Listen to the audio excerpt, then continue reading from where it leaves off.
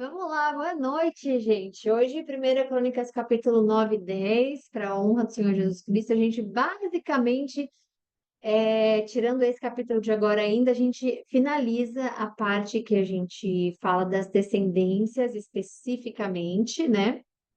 E acho muito importante que nós tocamos um pouco só ontem, como é que diz?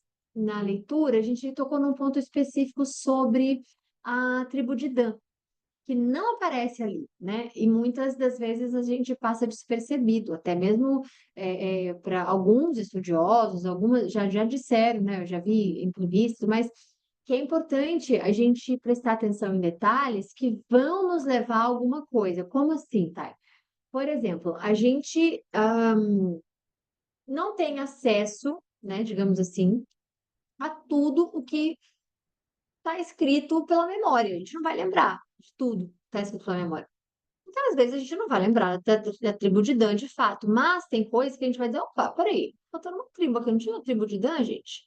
E aí a gente vai, obviamente, lembrar dela. A tribo de Dan, ela não aparece. E existem diversas, como é que diz? Diversas, não sei se eu posso falar teoria, mas existem diversas teorias, eu vou dizer, só porque realmente não tem outra palavra nesse momento, que nos explicam um pouco sobre, né? Ahn, Algumas delas têm a ver, por exemplo, com a tribo de Dan estar ligada, porque ela também não aparece em Apocalipse 7, né? Ela também não aparece. Então, o que acontece? O que pode acontecer que a gente tem um entendimento, né? É que Dan foi literalmente. Eles foram se perdendo. Você não tem hoje como rastrear, por exemplo, a tribo de Dan. Ela literalmente desapareceu.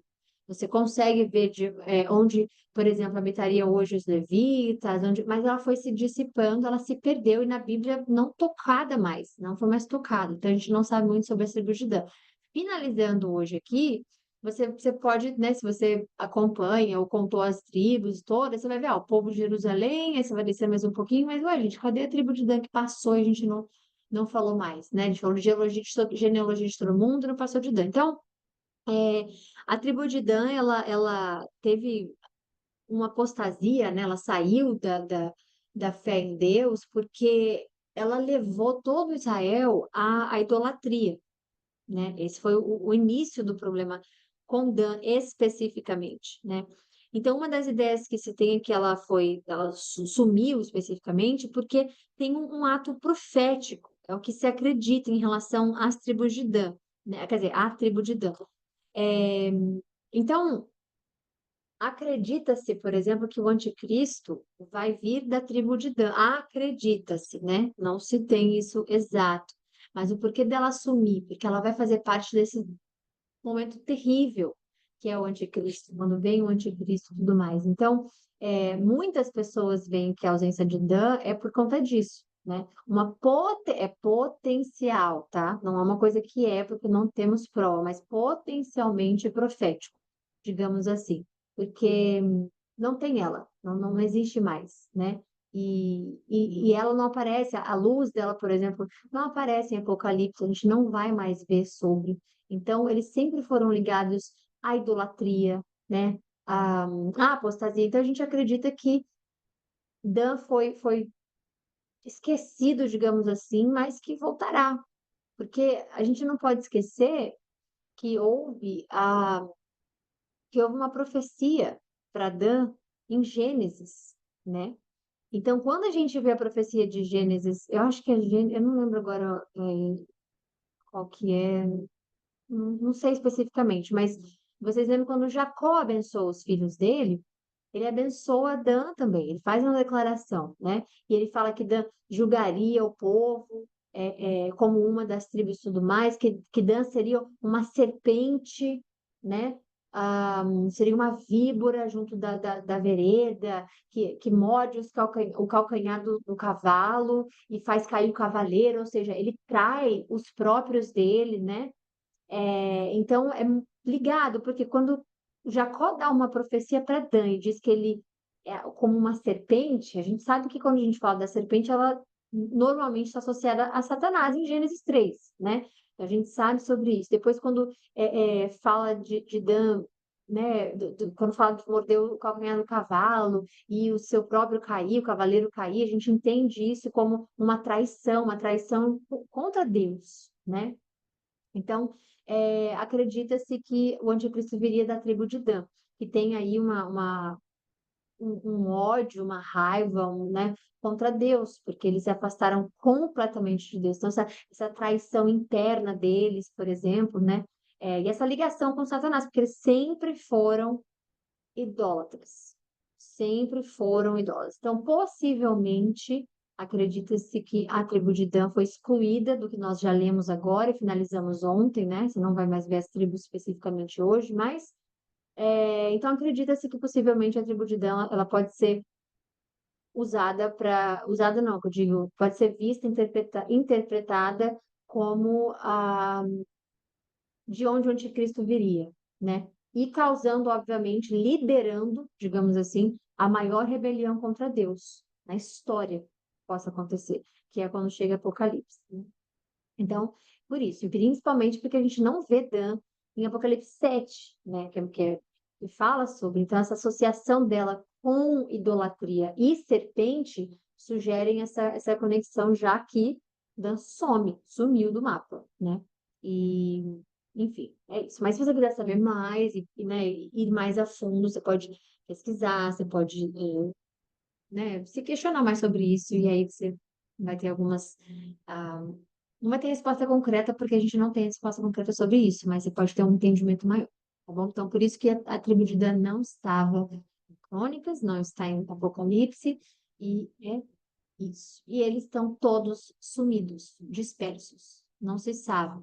Acredita-se que quando foi na época do asilo assírico, né, que nós já vimos, na época que todos eles foram dispersos e levados cativos, acredita-se que eles foram fugidos. Então, muitos poderiam, por exemplo, estar na Europa também. Acreditam-se que eles fugiram para tal parte do mundo inteiro. Eles não ficaram só ali no Oriente Médio que a gente conhece. Eles fugiram, fugiram, fugiram e hoje eles se dissipam. E aí conecta-se com outras coisas de teorias que também possa ser que, né, o anticristo, mas venha de um governo que já foi, né, que não é e que não será, mas um governo que já foi. Acredita-se que se for, por exemplo, Europa especificamente, tem a ver com, enfim, a gente não vai entrar muito nesse assunto agora, mas em Apocalipse a gente entra.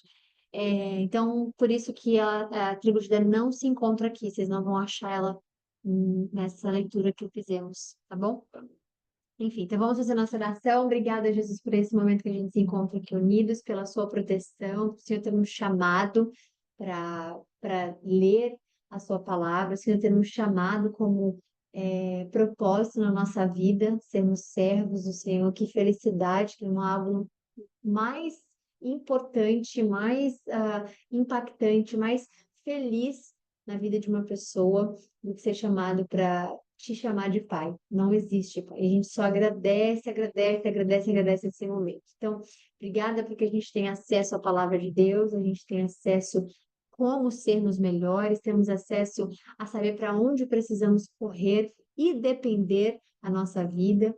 E a gente agradece porque temos a clara convicção da sua habitação em nós, através do Espírito Santo e todos os atributos que nele há.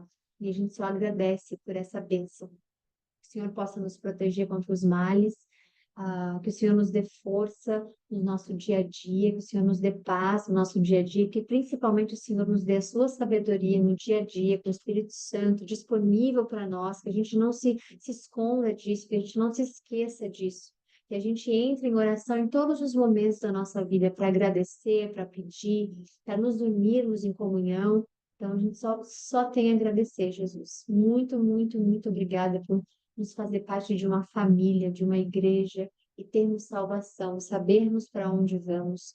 Obrigada porque de hoje, Senhor, a única certeza que nós temos é a morte e é que o Senhor está conosco. Muito, muito, muito obrigada. Então, Senhor, nos dê uma boa live, me capacite para fazê-lo, entregar a Ti, porque era consagrado a Ti, e nos capacite no nosso dia a dia a pôr em prática aquilo que nos é revelado. Que o Espírito Santo possa me usar e nos revelar mais ainda daquilo que o Senhor deixou escrito para nós. Amém. Então vamos lá. Primeira Crônica. Deixa eu. Peraí, sumiu por mim? Opa. Vocês estão vendo a página? Deixa eu refrescar aqui a Sim, página. para mim tá bem, tá bom. Tá aparecendo? Vocês estão vendo Sim, isso que eu estou fazendo? Vocês estão vendo? sim, tá marcando de azul aqui. Ah, tá bom, ótimo, tá bom. Obrigada, obrigada, obrigada, obrigada. Vamos lá, então. Ahn, então, todos os israelitas foram alistados na genealogia dos registros históricos dos reis de Israel. Por causa da sua infidelidade, o povo de Judá foi levado prisioneiro para a Babilônia. Os primeiros a voltar às suas propriedades e às suas cidades foram alguns israelitas, sacerdotes, levitas e servidores do templo. Os de Judá, de Benjamim, de Efraim e Manassés, que se instalaram em Jerusalém, foram Utai, filho de Amiúde, neto de Onri, bisneto de Inri e trineto de Bani, um descendente de Perez, filho de Judá. Dos descendentes de Selá, os primogênitos Asaías, o primogênito Asaías com os seus filhos. Dos descendentes de Zerá, Jeuel. Os de Judá eram 690. Dos benjamitas, Salu, filho de Mesulão, neto de Odavias e bisneto de Assenua. Ibneias, filho de Jeroão, Elá, filho de Uzi, filho de Micre, Mesulão, filho de Cefatias, filho de Reuel, filho de Ibnias. Da tribo de Benjamim relacionados na sua genealogia eram 956. Todos esses homens eram chefes das suas famílias. Dos sacerdotes, Gedaías,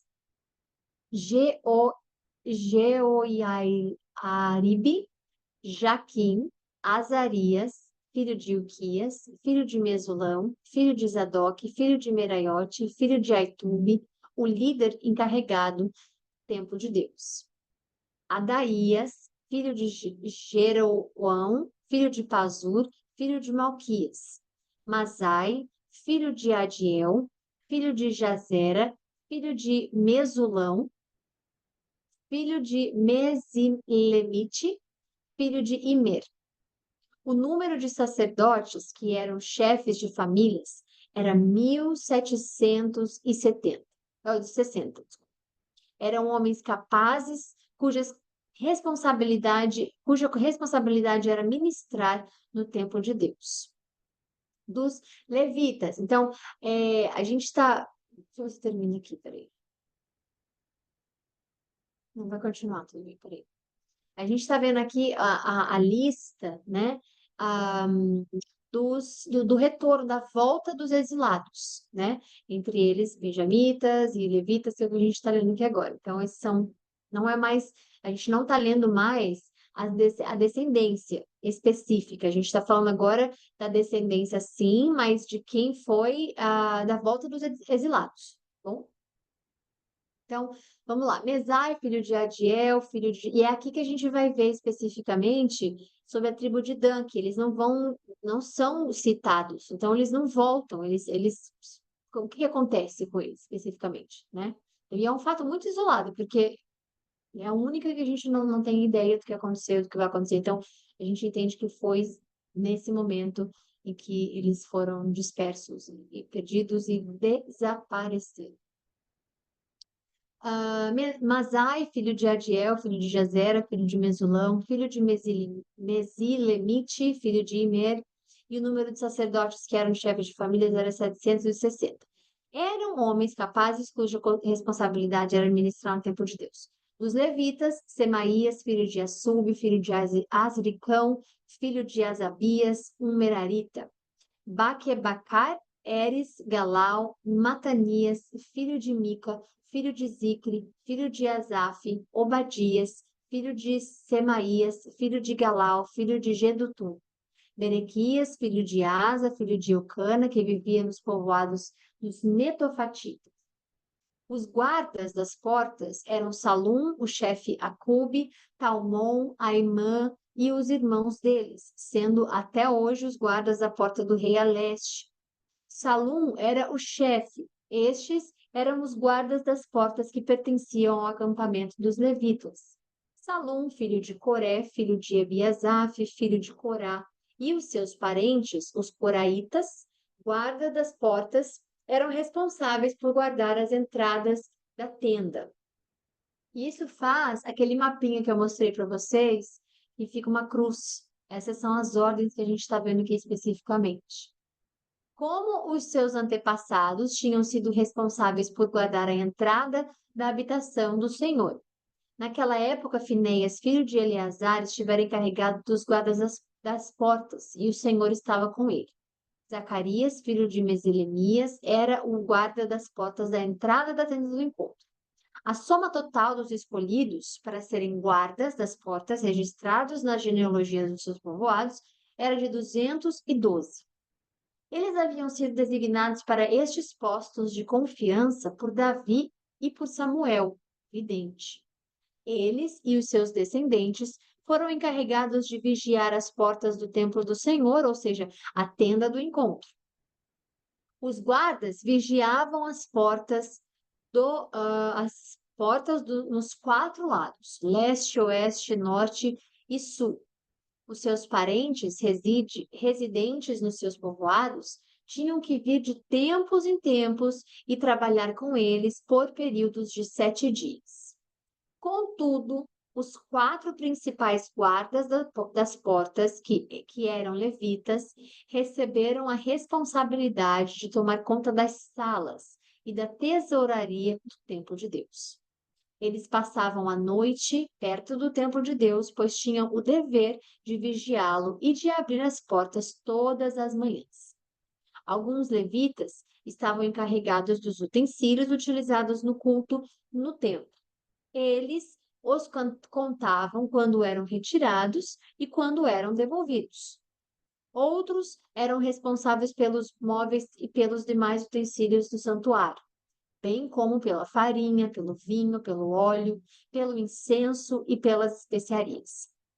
Ainda outros cuidavam da manipulação das especiarias. Um levita, chamado Matitias, primogênito do coraíta Salum, tinha a responsabilidade de assar os pães para as ofertas. Entre os coatitas, seus irmãos, alguns estavam encarregados de preparar os pães que eram postos sobre a mesa todos os sábados. Os cantores, chefes de famílias e levitas permaneciam nas salas do templo e estavam isentos ou de outros deveres, pois dia e noite se dedicavam à sua própria tarefa. Todos estes eram chefes de famílias levitas, e obviamente sabemos que eles eram os sacerdotes, né? A gente não tem outra, como é que diz? Não tem outra tribo, não tem ninguém que pudesse fazer os trabalhos dentro do templo do Senhor, né? E eles foram escolhidos. Então, é por isso que todos que você vê aqui tem a ver com o templo do Senhor, que tem a ver com as ofertas, com todas as coisas especificamente para os sacerdotes, vêm dos levitas. Okay? Isso foi estabelecido lá atrás, depois de Êxodo, né? Levítico, Números, todos a gente vê quando é escolhido para o Senhor. Levítico, especificamente, porque é o livro das leis. Então, Deus separa todos eles ali. Números não, números é mais contagem mesmo. Então, enfim, e aí por aí vai. Então, todos esses chefes eram levitas, alistados como líderes nas suas genealogias e moravam em Jerusalém. Agora, a genealogia de Saul. Jeiel, pai de Gibeão, morava em Gibeão. A sua mulher chamava Maaca, seu primogênito Abdom. Os nomes dos outros filhos eram Zur, Quis, Baal, Ner, Nadab, Gedor, Aió, Zacarias e Miclote. Miclote gerou Simeia. Eles também moravam perto dos seus parentes em Jerusalém. Ner gerou Quis. Quis gerou Saul. Saul gerou Jonatas, Malquizua, Abinadab e Esbaal. Este foi o filho de Jonatas, Meribe e Baal, que gerou ou Mefibosete. Se vocês lembram, Mefibosete falando com Davi, que gerou Mica, que estes foram os filhos de Mica, Pitom, Meleque, Taareia e Acás. Acás gerou Jadá, Jadá gerou Alemete, Asmavete, Zinri gerou Moza, Moza gerou Bineá, cujo filho foi Refaías, o filho deste foi Eleasa, pai de Azel. Azel teve 6 filhos, cujos nomes foram Asricão, Bocru, Ismael, Searias, Obadias e Anã. Estes foram os filhos de Azel. Aconteceu que, em combate com os filisteus, os israelitas foram postos em fuga. Tudo isso que a gente vai ler agora, especificamente aqui, da parte do suicídio de Saul e todo o restante, que eu falo aqui.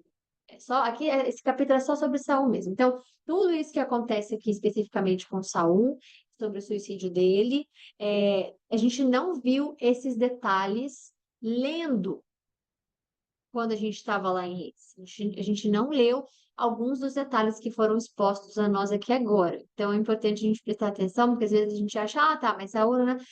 Porque a gente vai entender o porquê, muitas coisas, como aconteceu especificamente, né? Então, aconteceu, é como se fosse sabe quando você assiste um filme de uma cena de um filme, algo assim, aí depois lá no final dos créditos tem os comentários, ou você tem um outro episódio só mostrando os comentários, é como se fosse basicamente isso, assim. Porque a gente vai ter aqui a história contada, mas com detalhes mais profundos, né? De quem escreveu. A gente não sabe especificamente quem escreveu Crônicas, tá? O livro inteiro de Crônicas, né? A gente não sabe quem escreveu especificamente, mas sabemos que foi Deus de qualquer forma, em qualquer hipótese. Aconteceu que, em combate com os filisteus, os israelitas foram postos em fuga, e muitos caíram mortos no Monte Gilboa. Os filisteus perseguiram Saul e os seus filhos e mataram Jonatas, Abinadab e Malquizua, filhos de Saul. O combate foi ficando cada vez mais violento em torno de Saul, até que os flecheiros o alcançaram e o feriram. Então Saul ordenou ao seu escudeiro: desembanhe a sua espada e mate-me com ela, para que esses circuncisos não venham e se divirtam à minha custa. O seu escudeiro, porém, estava apavorado e não quis fazer isso. Então Saul pegou a própria espada e jogou-se sobre ela. É verdade, ele jogou-se sobre ela. Acho que ontem eu falei que ele mandou o escudeiro lá matar ele e tudo mais, mas eu lembro que eu falei que eu tinha se jogado, eu não me lembro agora, mas ele se jogou sobre ela, sobre a espada.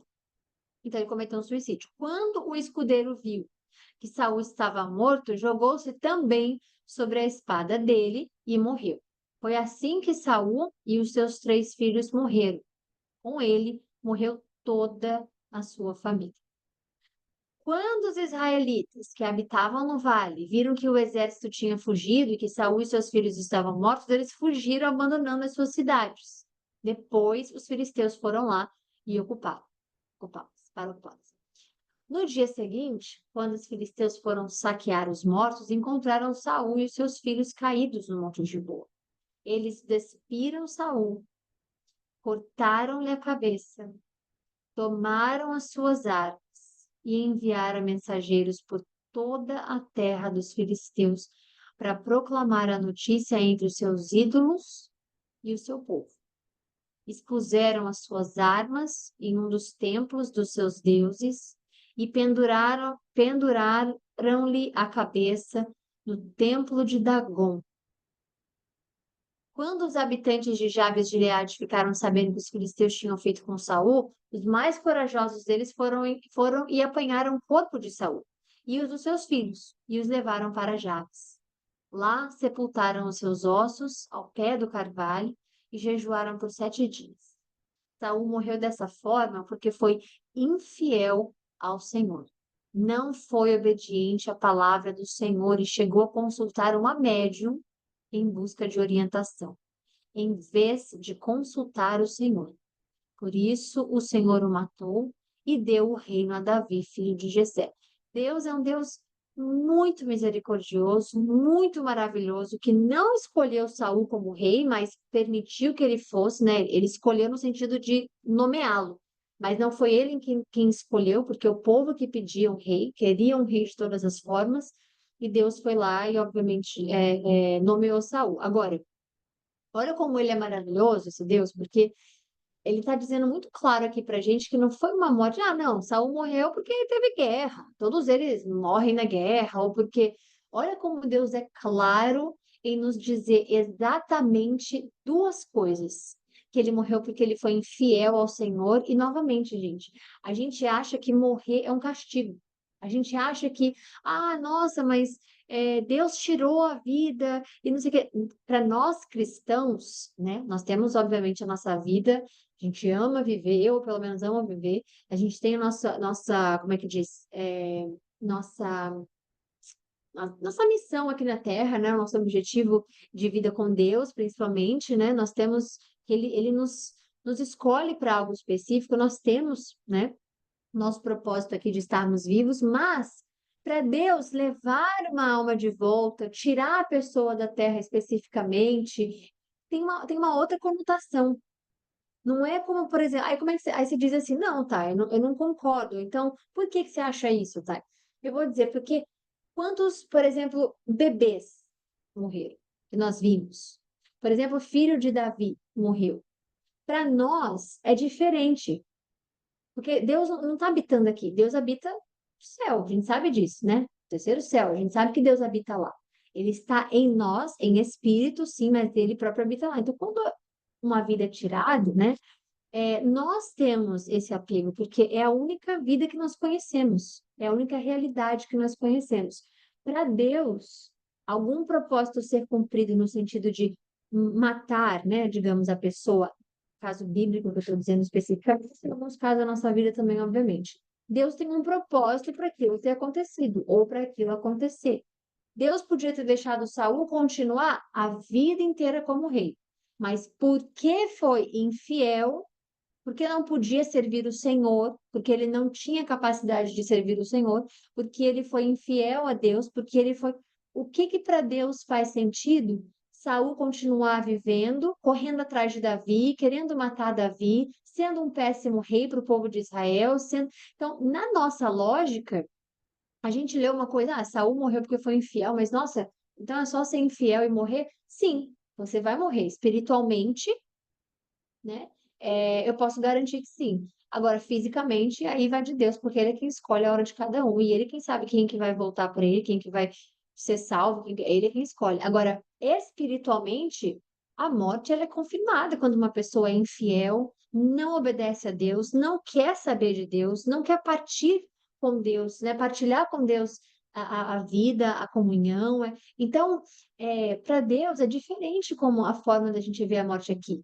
Filho de Davi, por exemplo, né, com Batseba, por que que, nossa, mas um bebê, Deus levou um bebê? Esse é o nosso ponto de vista, porque a gente encara a vida como a única vida que a gente tem, a única coisa que a gente sabe. Daqui a gente não sabe de absolutamente mais nada, a não ser o que nos é exposto na palavra de Deus. Mas tirando isso, então quando você vê, por exemplo, ah, então só porque ele não foi obediente, não, é porque a gente está aqui por um motivo. Saul recusou ser fiel a Deus. Saul recusou obedecer a Deus. E aí depois ele vem aqui. Ele chegou a consultar uma médica para buscar orientação. Ah, mas tudo bem, tá? Qual é o problema buscar orientação? Eu busco de pessoas. Mas aí Deus explica. Em vez de consultar o Senhor. Então, Deus nos mostra uma ordem simples da gente viver uma vida com Ele. Hoje, né, a gente tem as histórias bíblicas, por exemplo, vendo Saul morre porque isso, porque a gente vê como Deus age, é a forma de Deus agir. Hoje, Deus tem Cristo deixado para nós. Então, a pessoa vai morrer, independente, todos nós vamos, mas Deus tem, quer dizer, se Deus não voltar, Jesus não voltar hoje, né? Mas tirando isso, todos nós temos um propósito no qual, para Deus, se você não faz parte do propósito, hoje com Cristo, né? Você só é abandonado, assim, abandonado não abandonado, porque Deus está disponível para todo mundo, mas você só se perde, e a pessoa se perde e tem a morte espiritual decretada, a não ser que vá e se salve com a vida. Quem é a vida? Quem diz que é a vida? Quem diz eu sou o caminho, eu sou a verdade, eu sou a vida? Quem fala que é a vida? Jesus. Então, a morte para Deus, ela é vista literalmente como o significado da palavra, separação. É isso, né? Então, quando existe essa morte, a gente está vendo Saul que, mas nossa, coitado, ele já não era mais rei. Ele já não tinha mais o porquê ser rei, ele já não tinha mais obediência a Deus, ele não tinha relacionamento com Deus, ele não tinha, né? Aí você fala, tá, mas por que que Deus não poupou ele? Porque Deus diz, terei misericórdia para quem eu quiser ter e não terei misericórdia de quem eu não quiser ter misericórdia. Então Deus sabe o porquê. Deus sabe que se Saul tivesse vivo, ele viraria um inimigo mortal de Davi, ele levaria. A gente não sabe o que aconteceria. Deus sabe, né? Então, só para deixar explicado aqui, que Deus deixou muito claro, é um versículo, penúltimo versículo, quer dizer, penúltimo e último, tão poderosos que não pode ser deixado para trás. Não foi obediente à palavra do Senhor, não foi obediente ao propósito que ele tinha ao Senhor, não foi obediente em servir o reinado de Deus com Deus, quis fazer sozinho, não foi. Então, qual é a função do rei para um reinado que não é dele, né? E aí, numa guerra, obviamente, Deus não foi lá e falou, vou causar uma guerra aqui do nada. Não, houve uma guerra porque sempre havia guerra naquela época, principalmente porque Saul, muitas dessas guerras ele provocava, e aí Deus falou, bom, esse é o momento de que Saul vai de fato morrer. E aí, o Senhor o matou, o Senhor o separou, corpo e alma, acabou, não tem mais. Né? Porque matou, quando você vê, o Senhor matou, parece até que, nossa, Deus fez, não é isso. O Senhor separou. Lê isso aqui como se fosse a palavra ensinada a nós, o significado, a origem da palavra. E por isso o Senhor o separou espiritualmente do corpo dele. Então não tem mais vida, né? E deu o reino a Davi, filho de Jessé. Então, importante essa parte que Deus nos fez ler e refletir, né, e meditar nisso agora, porque muitas vezes a gente pode ler isso aqui e achar que só porque não somos obedientes, Deus vai matar a gente fisicamente. Não, mas Ele pode. E não também no sentido de espiritualmente, porque nós já estamos com Cristo. Nessa época não havia Cristo. Então, nessa época, a forma com que eles tinham de serem salvos era a obediência com Deus, a Deus. Era ter Deus. Tanto que, não só ter Deus, né, mas obedecer a Deus e ter comunhão com Deus. Tanto que, antes de Jesus morrer, esse era o ponto principal para todos eles, crerem na palavra de Deus, o que eles não criam. A forma de ser salvo, digamos assim, né, era essa, era acreditar no Senhor. Aí, quando Jesus morre, é que nós temos, obviamente, Jesus como a nossa forma de vida eterna, né? Mas, enfim, é isso. A gente finaliza aqui hoje, né? Um beijo a todos vocês, fiquem com Deus. Que essa live tenha sido bastante importante e edificante a todos nós. E a gente volta amanhã, se Deus quiser, para o capítulo 11 e 12, tá bom? Então, fiquem com Deus. Um beijo para vocês.